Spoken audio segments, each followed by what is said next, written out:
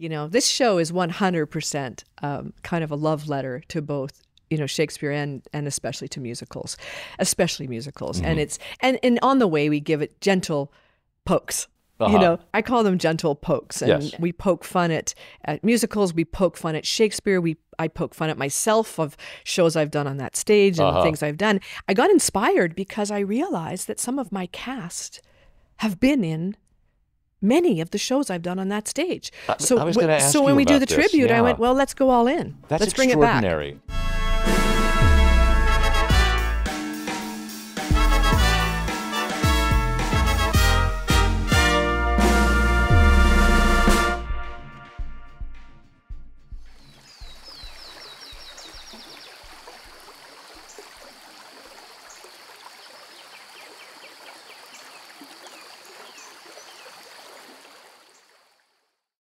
I am speaking with Donna Feore, the director and choreographer of Something Rotten. By the way, I love hearing the announcements of your play over the tannoy. Something Rotten in Rehearsal Hall 1, we hear things like that all the time, and I'm like, it makes me smile all day. Well, I'm happy to be here with you, Mr. Scott Wentworth, extraordinary actor, director. It's great to talk to you because we've worked together, both in a capacity of actor-director, but me watching you direct on that stage, we've commiserated about that stage. We're also dear friends, which... We go way back to 1990, you and I. Yes. Colleagues, friends. Yes. When did we meet? Do you remember? Guys and Dolls. That's right. That's right. And what was I... You were Sky Masterson. Yeah, but I what was the most Carmen. I was Carmen Miranda. Yeah. And we got partnered together. I was your dancing partner. At Havana. That's right. And That's right. you threw over Sarah for me. That's right. That's Well, right. So I thought. Well, Didn't end up that way, but no, it didn't. But yeah. it might have been. But we did some salsa We did. and some merengue. We We did did. some mambo. We did it all. And then later on in that season, the equally glamorous role in Julius Caesar. Julius Caesar. That was a crazy Yes, it was. show. Yes, it was. People were in paper togas, I think. We had disposable togas Disposable that were made togas. it was a fabric made out of paper, so we could get blood all over them. That's right. And then we could just recycle them. I don't think we threw them away. I think they're park benches all over the city. Former togas. Mark Antony. Yeah. That's right. But that was a really good production, though. It was a that good. was really fun. It was a great time. season. We had and a lot and of as fun. I recall, you were in a very glamorous outfit. Oh, very. Yes, the plebeian, the plebeian on the right. That's right. That was right. That's right. That was exactly And I don't know if you it. remember this, but it was I directed you that season in a scene from Measure for Measure. You played Isabella. I did. Remember that? I do. It was director's workshop. It was a workshop. And it was sort of the beginning of the Langham workshop. David William had put together this directing workshop and invited some young directors. And I was in the company then, Yes, and Scott. I kind of crashed it. I said, David, you've got to let me do this, because I was very interested in directing. And so we each had to do a scene from the play, and then we took that long fifth act, and everybody we divided it up, and we did the very end. Do you remember that? And you were Isabella. That was crazy. It was really fun. I know. I remember my first season. They said, "Yeah, you're understudying," and I said, "Okay." In Julius Caesar. All right. And they said, "Yeah, you're understudying Goldie Semple," and I said, "Good, Wow. great. What is that? Is that a big part?" Yeah, it was. It was a big part. You were understudying Mrs. Caesar, as I recall. Oh yeah. Yeah. Calpurnia. That's amazing. Yeah, it was terrifying. It was great. Wow. That was Stratford. It's an interesting time because you came here, and if you were doing a musical, you were always crossed into Shakespeare. Yes. Which was fantastic. It was great. It was great. They don't do it as much as they used to. They don't. It's a different company, but it was exciting, and I think that was great for everybody. I remember when I was directing Pericles.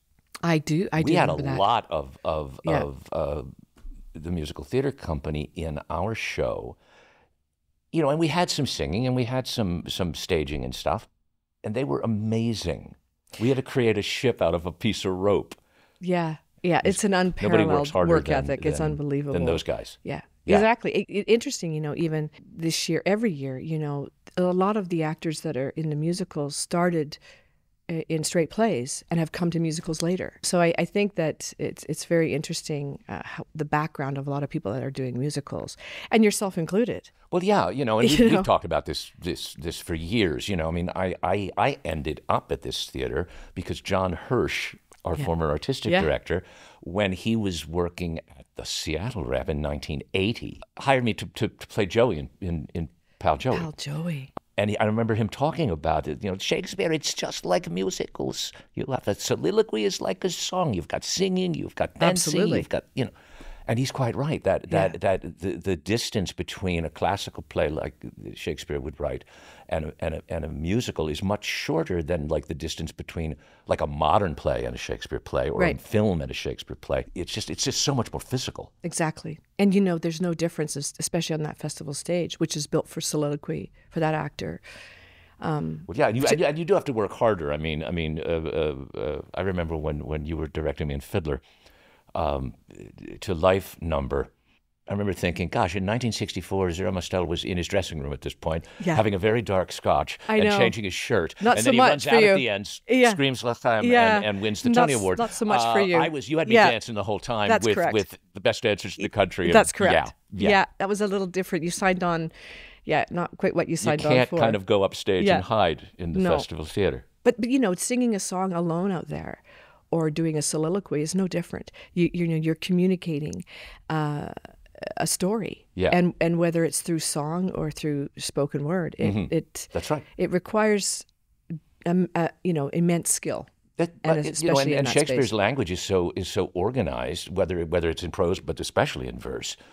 It has many of the same characteristics as a song. There's a meter, there's rhyme, there are technical demands that I find a lot of musical theater actors and actresses are much more amenable to exploring. Yeah, which is great. And having the tools to use different ways to communicate. Yeah. Whether it's through, physicality or music or spoken word. Those are all things you can use. And telling a story through music is, there's nothing like it. And then Shakespeare, of course, always had music. That's right. Every Shakespeare has some form of music or song or dance or I want to segue a little in the play you're working on now. Let me do it this way, because you just brought up the nature of the festival stage and the effect that architecture has on how one stages any play. But a musical, especially, it's extraordinary. Most of the work you've done at Stratford has been on what we would call classic musicals. They've got a long tradition that audiences come in with a kind of understanding of what Sound of Music is going to be like, or Guys and Dolls is going to be like. You've also spent a lot of time working on new work, which has its own challenges. You become a kind of collaborator with the writers in a way that you kind of can't with a more established musical. This Something Rotten, it doesn't have the long tradition, but it's not brand new either. No. So it's a unique that is its show. own kind of Right. I think the thing is to reimagine classic. I wouldn't say revivals. I would say reimagining. Yeah. Because I've been given that opportunity through the rights holders to reimagine something that was classically done on what we would say the proscenium. Yes. This is a thrust stage, a very different space. So being able to reimagine a chorus line, which is definitely linear and in a proscenium. Hence the title. Yeah, exactly. But what that stage offers, especially for a musical, is we don't have the distance of the orchestra pit, what we would know as the orchestra pit. So we have a direct connection to the actors as an audience. So book musicals, I think, play so well on that stage because you have the actors are very present and it's immersive. It feels like a communal space. Mm-hmm. The other beauty of that space is that an audience member can see other audience members. So you feel, it's contagious in that space. Yeah. But that space is complicated. It's more of in the round. So when you're thinking, and I'm a director choreographer, so I'm always thinking of how those two mesh together. Yes. And that, how do we go sort of seamlessly from song to a production number? Yeah. And that space has no fly floor. It doesn't have the ability for huge automation. So it's very actor driven out there, and everything kind of happens in front of the audience. So scene changes and transitions and everything happens out there. Yeah. Fiddler was one of those shows that had a lot of transitions. And one of the things I do a lot, and we did it a lot with you when you played your incredible Tevye, is that we would cut away and sort of carry your story through. So we don't stop the scene. We keep that scene going on that transition. So I sort of follow you. And whether it's, no sound and no text, but we still follow the thought. Yeah. That space is brilliant for that because we stay in the story. We turn the lights out on an audience. Yeah. It gives them a chance, especially in this day and age where we are really working hard to keep the attention. Our world is different. We can put actors on pause on Netflix now, or on any other streamer, and we can go and do what we need to do and come back and they resume. This is a live experience, and so we want to keep people engaged. Yeah. And I love that space. Look, you and I have talked about this space as directors, as actors, as we talk all the time as colleagues on that stage. And we're always bouncing ideas off each other of like, okay, how did you make that work? How did you make that? And I love that. Yeah. Being able to collaborate with my fellow directors who have had experience on that stage, because we've all been caught, going, oh, that doesn't work. And, those times you think you're sitting in an audience going, okay, why? Especially in a comedy, which is what we're in right now. I spend a lot of time now in previews. Previews is, as we both know, is our big working time. That's right. If you have 23 people in your cast, the 24th member shows up, and they're the most deadly. That's right. Because you don't know what they're going to do. What are you going to do? And that would be the audience, right? So everyone else is ready, and we just don't know what that unpredictable cast member is going to do. That's right. And they'll laugh, or they won't hear something. I'm thinking, wow, and I think, oh yeah, that's not blocked properly. Somebody can't see. It's very interesting, isn't it? I think a lot of people who aren't in the business don't have a real understanding of necessarily of what previews are for, or what they're like, or what's going on. We're still in rehearsal, but as you say, we have added the new cast member, which is the audience. In a preview, we're adding the new element of an audience, and as you have suggested, it is like welcoming a member of the cast, the long-awaited star of the show finally arrives. It's not law. Right. Law, it would be don't ask the question you don't know the answer to, right? Leading the witness. We can't do that. That's right. We put it out there, and we just think, wow, let's hope for the best. So we're still in rehearsal. You'll have a matinee, take a little dinner break, come on back and work to 10:30 at night, doing fine-tuning, what is your process like in the preview period that you're in now? Yeah, so kind of go macro, I guess, and at Stratford, it's a different kind of schedule. We are in repertory theater, so we don't, get a kind of a run it tech. Normally in a commercial situation, you would go every day. Sure. And you'd go 10 days and then you'd be up and going. In this case, we have 2-3 days off in between. So we have an extraordinary cast that retains, crew that retains, mixers, we're really dependent on that skill level to retain that show so that when we come back, we never take steps backwards, we keep going forwards. So once we get through the push for tech dress 1, dress 2, and that's a big push to, get all the costumes up, and then we see stuff and the wigs come and everything. Huge, isn't it? It's huge. And the shops here are they're not just working on your show. Oh no, we're a cog in a wheel here. Yeah. A wheel of 12, 13 shows, whatever it is this year. And then we have the audience. But that push, as you know, Scott, is just you drive through without really being able to fix too much. Plus the other element on a musical, which we don't have on a play, is the orchestra. Now we have to mix that in a house. Sure. So now we're mixing the voices with that band, because that band is coming through program sound from a very beautiful loft way above the stage. So there's all these elements that we hear you. We're on the other side of the wall in our rehearsal room. So you hear us? Yeah. If we're waiting in the backstage of the rehearsal room, we can hear your orchestra. It's quite lovely. Oh yeah, because they're right up there. We're right there. You're up in one, right? Yeah.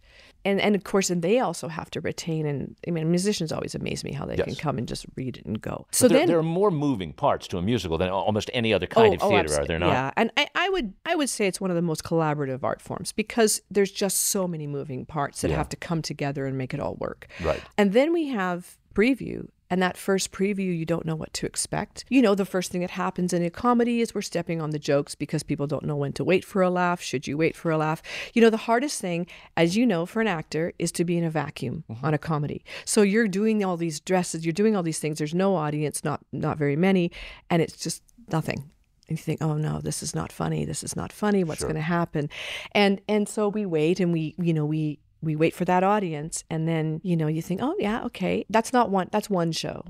Yeah. You have to do 3 or 4 to know really where these jokes are going to land, and a different kind of audience. We've had what I call friendlies, which is probably our first one, and then, you know, we had student matinee, student senior mixed, nothing in between, Sure. and it was extraordinary to have all those kids. I think I love the student as an matinees. actor, particularly, the student senior mixes are great. I love it. I love those because what I love is without anyone really being aware of it, you're bringing in this, you know, many generations to come into the room together and share the same joke or share, you know, a same emotion together. So it's not so far apart, is it? You know? And no, it's great. And I love the idea of a show when you kids can come with their parents or friends or partners or grandparents, and they can go away and talk about it or laugh about it or remember that moment. And, you know, so I think that's what I love, you know, most about Something Rotten is it's a show that I think that it's got a big demographic. I think, you know, younger kids we've had young kids in that honestly, they're so smart, they get every joke, and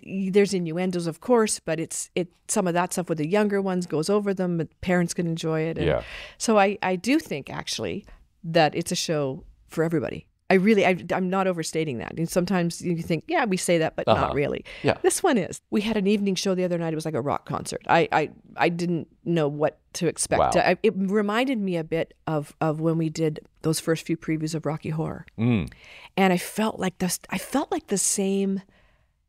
I don't know. It felt like we had some people there that knew that world, you know, that they were engaged and they came to laugh. They came to have a good time. That for sure, you know, you come to have a good time. Well, you know, I do think that just culturally, we had to endure 2 years where the most dangerous thing in the world was getting a bunch of strangers from all over the place into a room with no windows.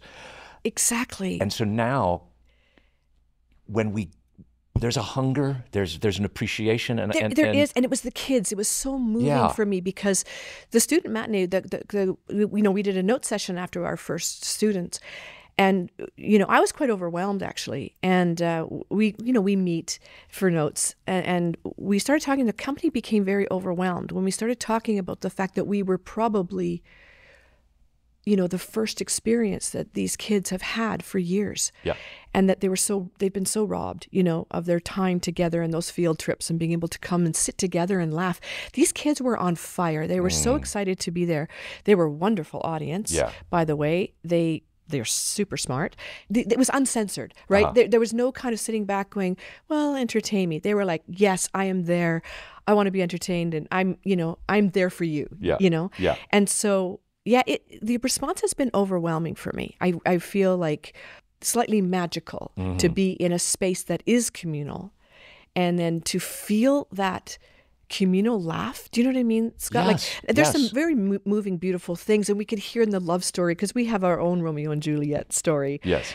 That you feel the kids going, oh, it's just uncensored and unfiltered, and I just love it. That's beautiful. Yeah. Without giving away, you know, and indulging in any spoilers, like, could you? Sorry, Mike. Can you? It's an old Dean Martin joke.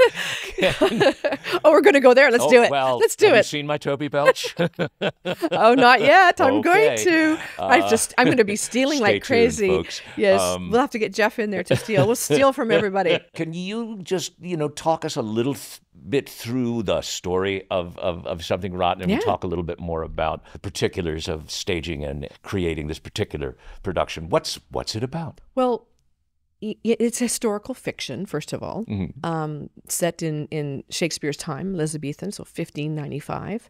We're on the cusp of the Renaissance, and everything's moving and changing quickly, as we can relate to now. And Shakespeare is the rock star. He's the up-and-comer. He's the guy who everybody wants to see. He's got 1 million followers right out of the gate. He's the influencer. He's everything.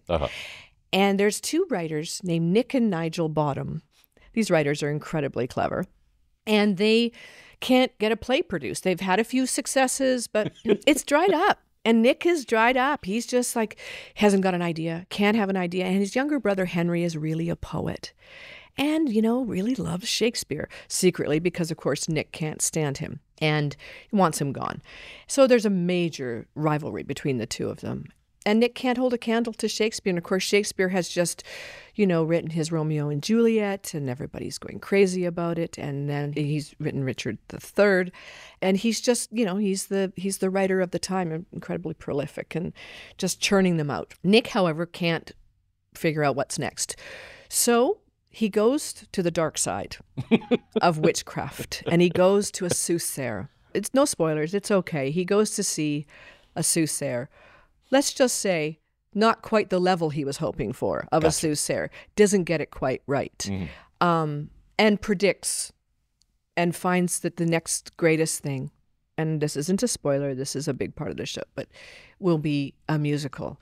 So really what Something Rotten is, it's a show about the first musical ever written in the world, in the history of the world. And so Nick says, what's a musical? It's like, well, it's apparently stuff's conveyed through song. Well, that's stupid.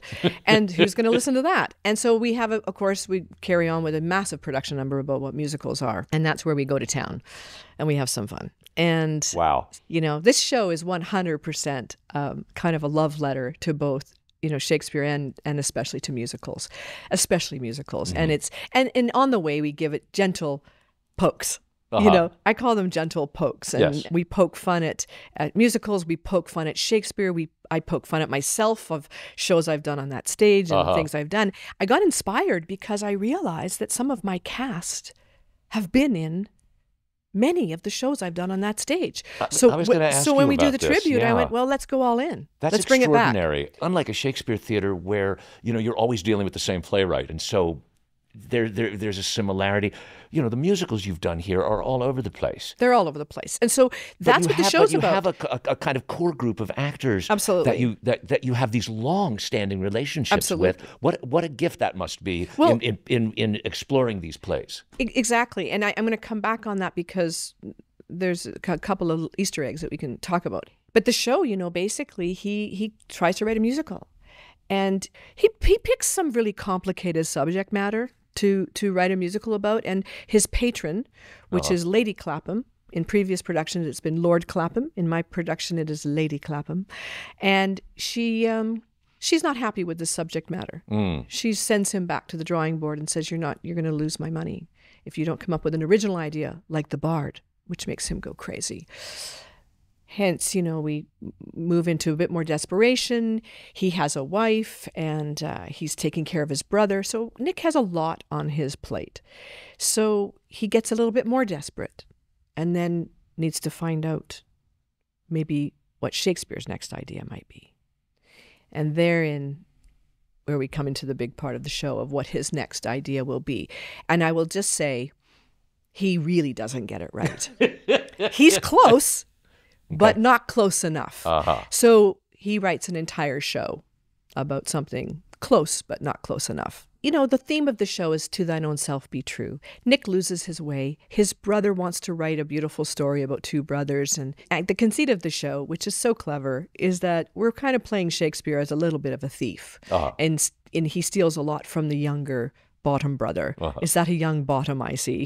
Those kind of jokes. So he steals from him and he keeps finding all these lines. And so the idea is that Shakespeare, in our show, that Shakespeare maybe didn't write everything himself, that maybe this young bottom had something to do with that. So in the end, there's love stories, there's, forbidden love, we have Puritans, we have it all. And then we leave to the new world. So it's a journey and lots of crazy things happen on the way. I mean, it sounds amazing, and it'd be hard to imagine, a better play to play at the Stratford Festival. It seems like they knew we existed when they wrote it for this. Yeah, because the writers had said something, and I'm paraphrasing, and I've made it. I really believe it is our world here, which is if you love musicals, this show is for you. If you don't love musicals, this show is for you. If you love Shakespeare, this show is for you. And if you don't love Shakespeare, this show is for you, because we will find a way to make sure you're satisfied. Whether it's we start the show with a song called God, I Hate Shakespeare. Bang, right out of the gate. There, that's for you. Yeah. And why is my butt getting so sore? You know, it's all of those kind of things that we go, yeah, that's, I relate to that. Even when you love it, you go, yeah. Sure. And musicals, and, you know, kind of sometimes the suspension of disbelief of a musical and how that can be ridiculous sometimes. And so we absolutely, I go all in on this. I have left this 100% on the stage. This might be it for me. I don't know. They might be taking me out, and I'm not sure. This might be it. I don't know, because, you know, I put it all out there. And listen, even to the point where one of Devin Michael Brown, one of my extraordinary dancers, it's been in many shows that I've done on that stage. And there was a moment where I went, wait, there's a kind of an homage to Guys and Dolls. There's many themes in this show. Mm-hmm. I think we reference 48 musicals in this show. And that's the challenge for everybody. Yeah. Can you name them? Yeah. And some of them are just musical, you know, little stings, and some of them are full on. And I thought, well, no, we can do that moment from Crapshooter's Ballet. And then there's a moment with Jason Sermonia that from Crazy for You, we have a little bit of Little Shop. And anyway, it's everywhere. Mm-hmm. Because I thought, well, and we have a fiddler, you know, and so there's some wonderful moments. We've done a tribute to you. Steve Ross does a tribute to you as Tevye. So it's all there. The question is, can you find it? And the Shakespeare references are everywhere, but you don't need to know Shakespeare. Right. In fact, better, it's fine. If you know it, great. If you don't, great. Mm-hmm. You know, because that's not the story. I mean, the story is that we've kind of taken the myth and debunked everything and gone, you know, Shakespeare, you know. And he's dressed in leather and he's a rock star. You know, he's a cross, I could say he's a cross between, you know, Mick Jagger, sort of Johnny Depp from Pirates, and a little bit of Harry Styles. You know what I mean? He's that guy. Yeah. And Jeff, you know, is Lilico's extraordinary. Amazing. He's amazing. He's great. You know, I mean, listen, Dan Shamroy is Nostradamus, and Steve Ross is Shylock, and we've got Juan Kiorn is Brother Jeremiah. I mean, you know, and of course Henry Firmston and Mark Uhre. Yeah. Mark Uhre is our fearless leader out there. He never leaves the stage. He didn't sign on for that either. I guess he didn't ask you. He didn't check with you, did he? He really should have. He should have checked. I could have told him. He should have checked with you, because he doesn't leave the stage. Yeah. He said, I don't remember that from the original. I said, yeah, I know. Yeah, Sorry. You're kind of out there a lot. And and he's just incredible. And you know, Mark is just someone who's so funny, but he wears his heart out there. He can, you know, I love the roller coaster element of this show.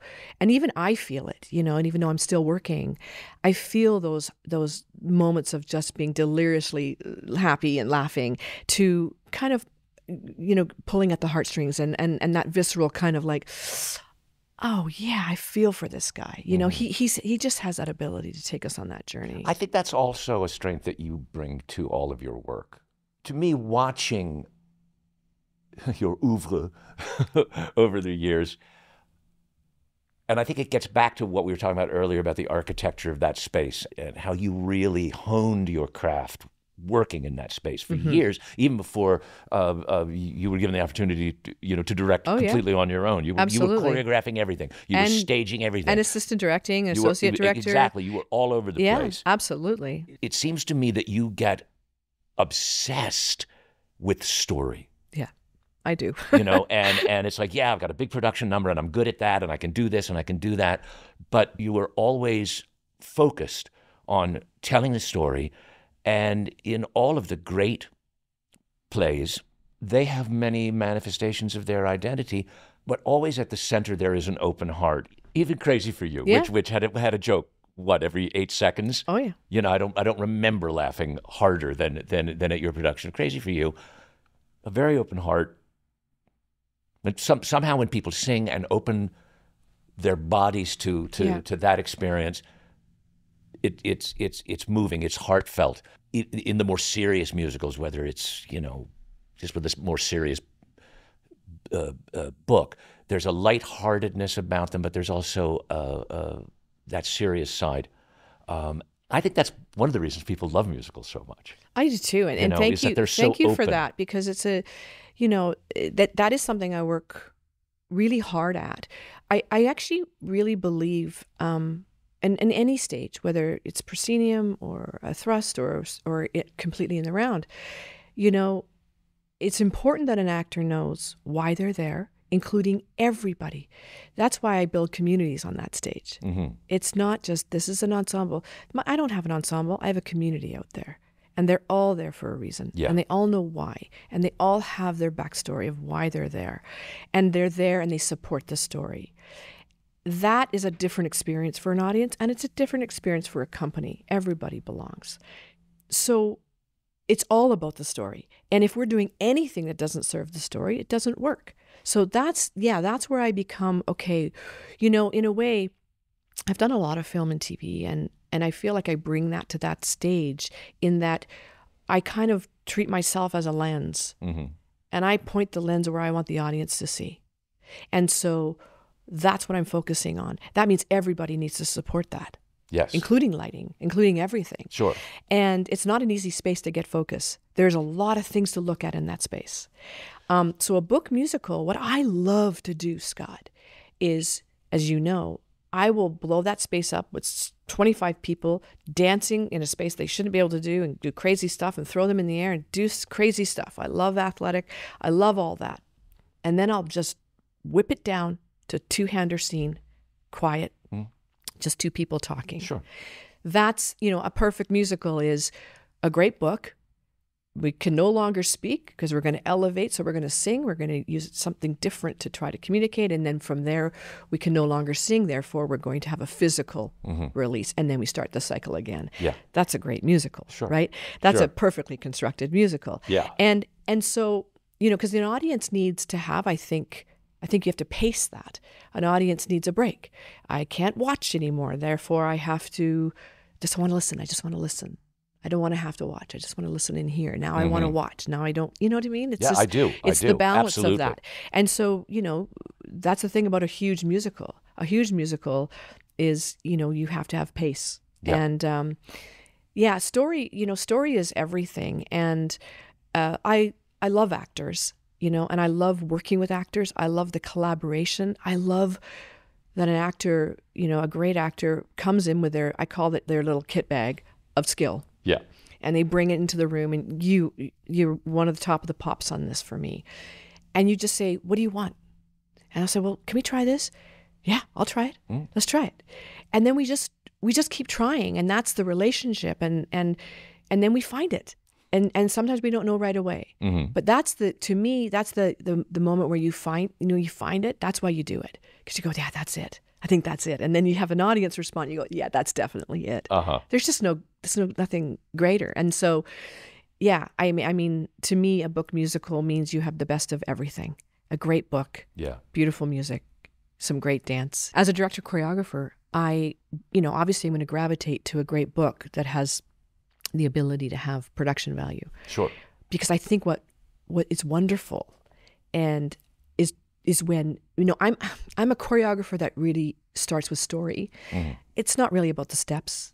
That's not my, I love doing steps, but I think the strength is to tell the story, storyboard the whole thing, which is why you weren't in your dressing room for L'Chaim, because I wanted to follow your story, and to remove that person from the story, I think, is a disservice to an audience, because we've asked the audience to invest in that character, and now they disappear for the now we dance moment.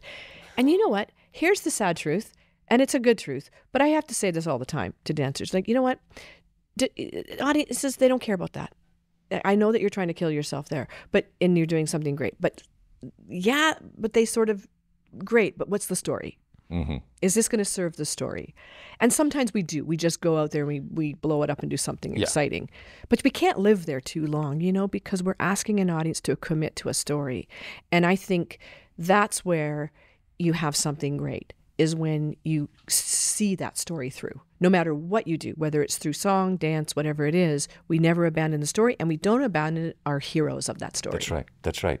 And I think that the Tanya and Guthrie stage helps us as directors and as actors and as audience to understand the primacy of the story because of just that nature of thrusting and being in the same room, Absolutely. of being out there. Yeah.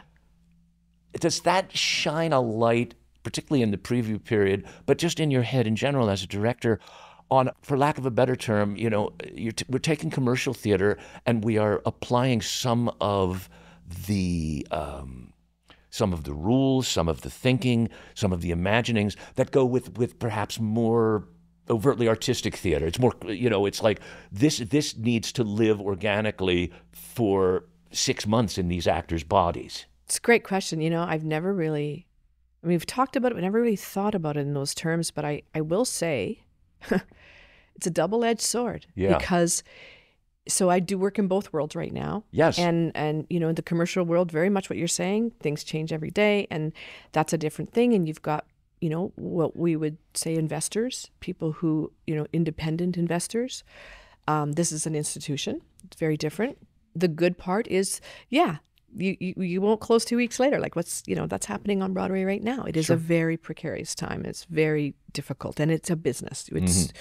This is a business too, but sure it in is. a way, we run for the season. Now, listen, if the show isn't as good as you'd hope, that's tough. But here's the thing. It's really also very tough if the show is good and it's doing really well. And whether you're selling at 100% houses, you still close the show. Yeah. And that's hard as a director because, I would work the same on a show here as I would anywhere else. Whether it's going to run for 10 years or 8 months, I will work the same. And so to not have the show live on is always difficult. Yeah. I mean, I can't lie. That is a hard thing to see. It's tricky because it's a limited. Yeah. It's a limited run. Yes, we would it call is. that. Yes, it that is. would be the Yes, limited it is. run. So when you see people still enjoying the show and we close it, it's hard. But at the same time, it also, allows you to move on and one does move on, right? Something Rotten's interesting because although people go, well, I haven't heard that title. Well, then all the more reason to come because here's the future. The future is there are only so many shows that are what we would consider classics. There are only so many. That's right. And it is time to look at work that is considered newer work. Something Rotten was written in 2015, which is almost 10 years ago. Right, but it's still considered a relatively new title. Yeah. But there's so much good work going into New York that may not play for more than a year or a year and a half. Sure. That's fantastic. And so those are going to be great shows. And I actually feel like Stratford has that kind of audience that is looking for exciting new work and somehow, when you go to see a La Boheme or Tosca or something in the opera, you know the story, but it's always going to be slightly different. Sure. It's same with the Shakespeare. Of course, would we never consider seeing Hamlet? We'd always see Hamlet to be a different version. With musicals, people sometimes think, it's a revival of Guys and Dolls. Oh, I've seen that. Yes. But it's always going to be reimagined. But here's the beauty of a title of something you haven't seen. You will be surprised. Yeah. Yeah. And there is no preconceived idea of what it is. And I always love seeing something that I don't know a lot about because then you can really fall into the story and not really have any idea of, no comparison, I guess is the word. So yeah, I would really, I mean, people are having a good time and, I hear people all the time going, I didn't know this title. Mm-hmm. I had someone sitting in front of me the other day at a preview. We were on preview 6 and she'd been 3 times. And I thought, wow, that's going to be a super fan, She saw half of your previews. She's seen half of my previews so far. And she said, and I'm sitting everywhere, different places, and it's different everywhere. And I said, well, I like you. And she said, I was excited to hear that you were laughing. And I realized when she said that to me, that's rare for me because I'm still working. Sure. So I am laughing at the show, which means I'm, letting go of, they got it. Yeah. And it's only preview 7. So it's exciting. It's a special show. That's good. It's though. really special. It really is. Uh-huh. And there's just nothing more satisfying for me than being in a space where people can just forget it all, come in, and just laugh together. And I say laugh. I mean, there's lots of emotion in the show, but primarily it's a comedy, full out, unapologetically a comedy. Definitely. And comedies are, in the classical sense, it's about life going on. It and is. That's a good thing for us to kind of breathe in at the moment, I think. I think we need that. I think, we've been through a lot in the last few years, and I think we were denied the ability to sit beside people and to enjoy something together. And we're back, and it's great to have that opportunity to bring something that I think is inclusive and everybody's welcome. And there's as I said, there's something for everybody in this show. Yeah. I mean, I hope there is. I think there is. I mean, there's dancing eggs. Can't say anything else about that. Is that where you're going to make your secret appearance into the show? Do you think that you'll come in as a dancing egg? I didn't. I don't want to. That's a spoiler. Now we've done it. Yeah. See, now we've done it. Yeah. Yeah. Oh well. Yeah. I mean, or maybe you could sell, like, hey, you could make an appearance as a dancing egg. I mean, you might be killed because I don't know if you'd survive it backstage. Because backstage on this show is probably just as choreographed as on stage. It's crazy back there. I would imagine so. I mean, again, it goes back to our architecture. We're not built to accommodate these kind of shows. So your creativity doesn't end with just what's going on stage. Everything backstage, fast changes, running around, going from one place to another. We can't bring a curtain down and do something behind it. It's all there. It's all in front of you. Think about a proscenium. Your wig and your wardrobe people are waiting backstage for people to come off. Yeah. Now, I will tell you, we have 149 quick changes on this show and 190 changes. So there's 149 quick changes. That means changes under 3 minutes or 2 minutes. Yeah. So that means those dressers are also running down to what we call the VOMs, right? Which is where people exit. They have to dress down there. Yeah. So everybody, I'm dying for everyone to put those, Apple Watches on and everyone's getting their 10,000 steps 100%. on a Donna Feore musical. I'll tell you that right now. Is that something I could start as a business? It's like you too could get your 10,000 steps. Come over here. Be backstage on something. Get the theater store on the phone because that's clearly we need to sell that. That's right. Yeah. You put your Apple Watch on. That's an app. That's an app right there. It's an app. But I mean, honestly, it's so crazy back there. Those first few shows. I mean, it is. Listen, if you were coming backstage, Scott, like, I forgot something in my dressing room, and because we're reps, so we're running a show. Yeah. There's no way you'd survive it. I'd be in danger of my life. 100%. Yeah. Something would probably impale you for sure backstage. Yeah. Because everybody's, I mean, it's crazy. And everything's down to a science back there. So, sometimes people get to shadow what they call shadow backstage, and we can't do that. I mean, it's just too dangerous. It's crazy. And, I mean, we have people, listen, those first few previews, I was like, I hope people come on with clothes on. I hope there's clothes.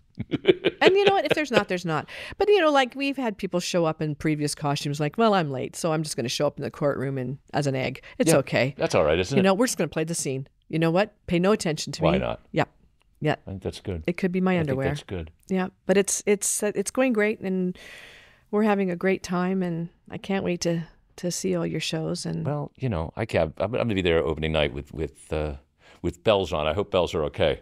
Bells are good. Just make a noise ring them. like that. Ring the bells. I that's don't the know. Hunchback. You see, we didn't do that musical. Oh, bring your bells. Bells are ringing. There we go. That's the 49th musical. It's Is excellent. there anything else that we should talk about while we've got these microphones in front of us? I don't think so. We're good. I think we're good. And then, of course, there's Imogen, who, to me, is just one of the best heroines ever written in Shakespeare. She is one of the few female characters who understands her worth in the middle of the play, which is I just think one of the greatest monologues.